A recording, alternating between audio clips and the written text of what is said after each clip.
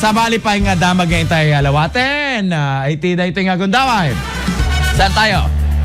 O tinawag City Matapo Government ag kidaw dati DICT para iti panakay pa IT internet connection kalpasan ken kabayatan kano iti bagyo. Ala iti man amo iti pakabuklan ti Italy kaneto na kamat report apo iti mot bineg ti komunikasyon do aday iti bagyo ni Idol Dennis sinutukan na da ito itutok bagyo muna tayo. Tutok Bagyo IFM News Special Coverage. Kasunod dito Idol Dennis kamen.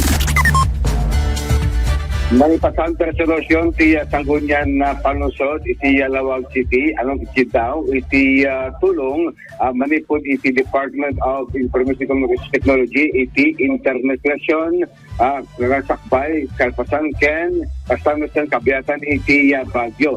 Namungana iti kasi magdawat iti city government gabuta mo pasarang yung tunggal ag bagyo ag madi signal dahil dito telecommunications iti bukod nga lugar sa Kapuna namipitas na nag-standby nga panakabagi iti iti buto lugar para pala iti internet connections namang iti palag iti informasyon manipod iti central office maragsakan dahil iti membro iti city council kaputo nagmamasada nga nang-aprobar kada iti resolution para palang iti panay pa iti emergency response team na agpa iti butan lugar para palang iti sangbay iti anyaman na klase iti kalamidad. Pasyen kung iti membro iti konseho nagkakilaban dito iti saan nga mawalan iti namnama dahil umiling nga mangtesi informasyon kada kabagenda intunggal adya iti bagyo at sangbay iti bukod nga lugar.